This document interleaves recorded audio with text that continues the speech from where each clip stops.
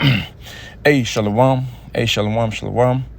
I want to start by saying, Barak Yahweh, Barak Yahushai, Barak Yahweh, Barak Yahushai, Barak Yahweh, Barak Yahushai. Call Hanoma Yahweh Ba'ashem Yahushai, Ba'ashem Kwakudash. And also double honor to the apostles, the elder bishops, and the elders Great Milton rule well. And also Shalom to sincere Akim and their pushing truth in the name of Yahweh Ba'ashem Yahushai, Ba'ashem Kwakudash. And I'm back again, with another lesson. And this lesson is going into this right here. This is no microchipping employees in Washington.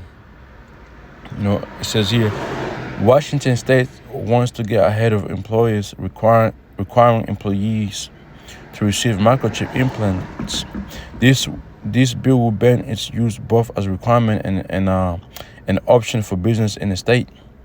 Well, guess what? There will be microchip, okay? All right? It's scriptural and there's no avoiding it. Real quick, let's go from here. Because I just recorded this lesson, right? And as I'm finishing the lesson, it didn't fucking record, man. Fuck. But that's Satan. So let's go from here, all right, and tap into a few things, right? Because you do have camps out there who don't believe that the microchip is going to be the mark of the beast. That's fine. That's okay. You don't believe? Is that going to change anything? Absolutely not. Real quick before we start, let's get here. Romans chapter 3, verse 3. For what if some did not believe? Should their unbelief make the faith of God without effect? God forbid. Yeah, let God be true, but every man a lie. You see that? So if you don't believe that the mark of the beast is going to be the microchip, that's not going to change this prophecy to happen. This prophecy is going to happen no matter what. Your feelings are going to be put on side. How about Shimshai does not give a fuck about your feelings and what you say, what you believe, man. The mark of the beast is the microchip. And this prophecy is about to happen within your eyes. And if you don't believe, hey, I'm sorry, man, but that's on you. That ain't going to change nothing. This prophecy is still going to happen. Okay? Let's go from there and get you another precept. Isaiah 55, verse 11, real quick. It says, so shall my word be that go forth out of my mouth. The words of Yahweh Hashem is gone out of his prophet's mouth, telling you about these things, telling you, what the mark of the beast is going to be. And then Yahweh Hashem has to wear that, to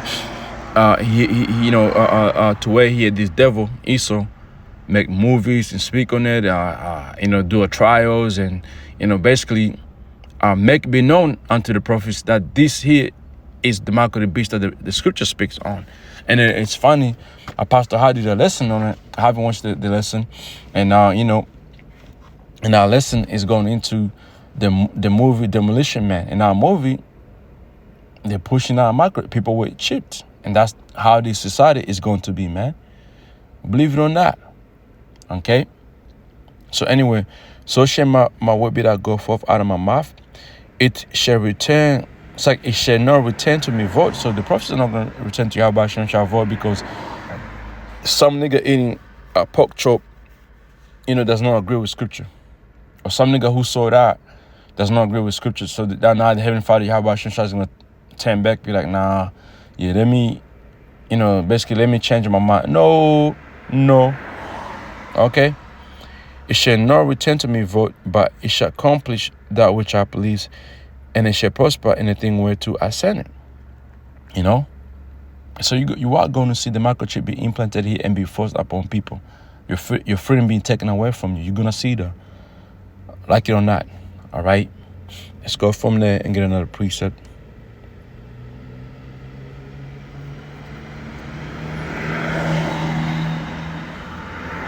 Isaiah 42 and verse 9. It says, behold, the former things are come to pass, and it's going into the, all prophecies that took place or that was fulfilled, and new things do I declare. And the new things we've been declaring unto you people is the microchip.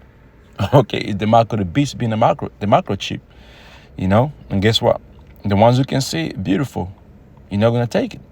And you are preparing yourself to, to go through this, our temptation. All right. And new things will declare before they spring forth. I tell you of them. So before they spring forth, we're telling you of this, prophecy. Verse 10, sing unto Yahweh a new song. A new song is going to what? Going into this new, prophecies. And it's praise from the end of the earth, right? America being the end of the earth. And whatever being scattered.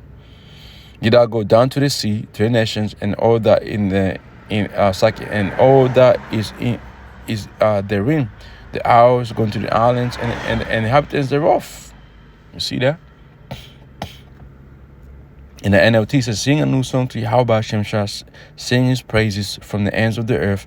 Sing, all you who sail the seas, and how we sail on the seas through the internet and its truth is what is reaching unto the four corners of the earth, or all nations, and all you who live in the distant coastlands. You got people all over the islands, man, especially over there in Americas, and then you got Jake probably scattered among these different islands of here worldwide. But this truth is gonna get there. The new song, everybody's gonna know about the mark of the beast, man. You understand? Okay. All right. Ezekiel chapter 33 and verse 33, and it says, and when let's read from verse 32. And lo, thou art unto them as a very lively song of one that have pleasant voice and can play it well on an instrument, right? And going to the prophets, going when they, on how in Bible was breaking down scriptures. It's like to some people, man, it's like basically listen to a tune of great music. Jack would tap into it because this truth right here, man, is beautiful. Jack would tap into it, like when you read the previous verse, but they will never come to it. It says, and can play well on an instrument, for they hear thy words, but they do them not. Yeah, they will hear the truth and and give you praises, like Jack I always do. But guess what? Are they gonna do what the scripture says? Which we are the ones telling them these things? No. They go back into their own ways. All right? For they hear them, for they hear thy words, but they do them not. Verse 33. When this cometh to pass, going into the microchip, when this come to pass, Lord, it will come. Lord, it will come. Then should they know that a prophet have been among them, and then you people gonna know and understand that the man who told you about the mark of the beast, that this man was sent by the Heavenly Father Yahweh by Hashem Yahushua, and this man were the prophets. Okay, let's go from there and go to the book of Revelation, chapter 3. Revelation 3 and verse before I do that, let's go to 2nd Ezra.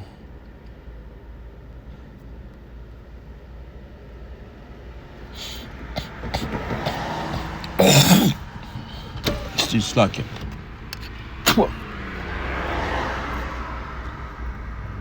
2nd Ezra chapter 15 and verse 1, it says, behold, speak thou in the ears of my people the words of prophecy.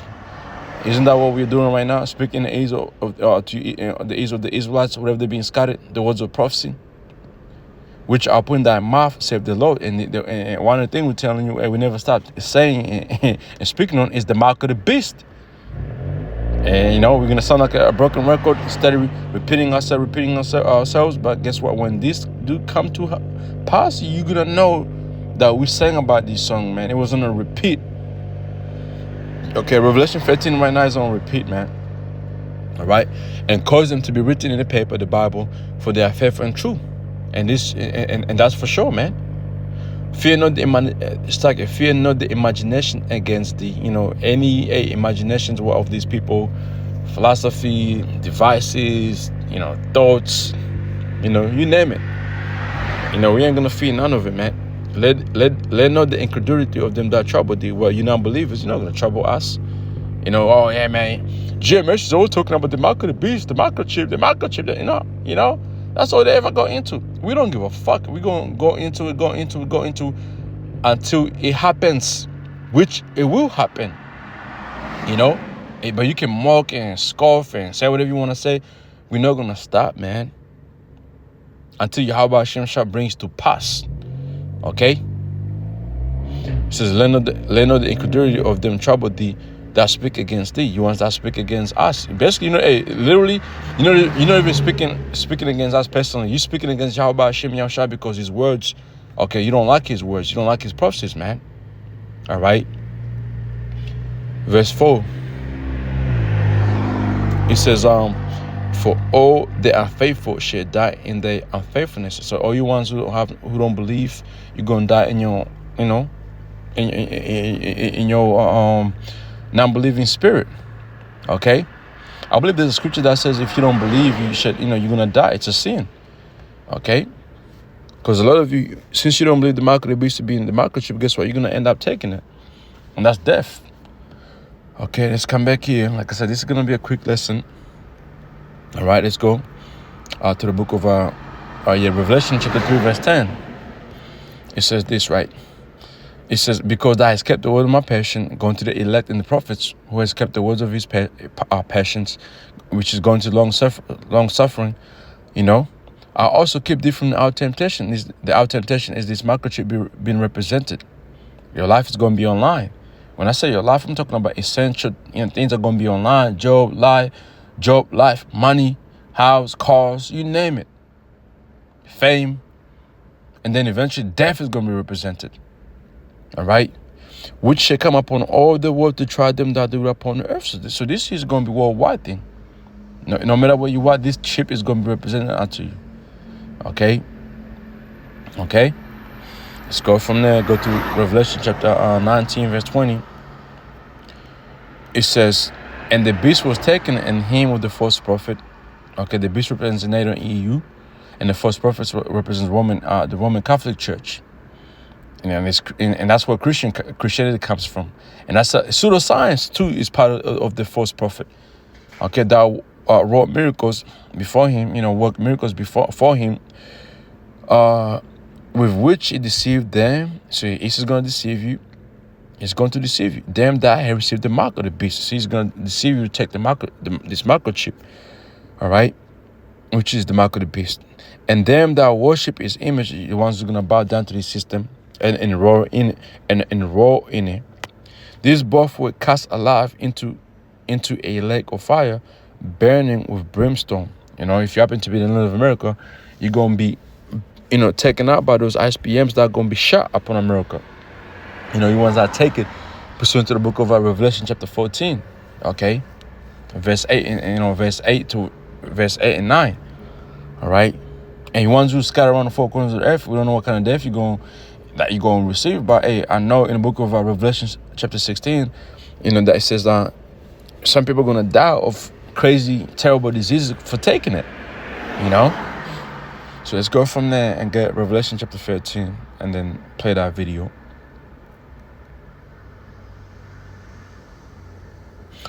Before I do that, I think I missed out this precept.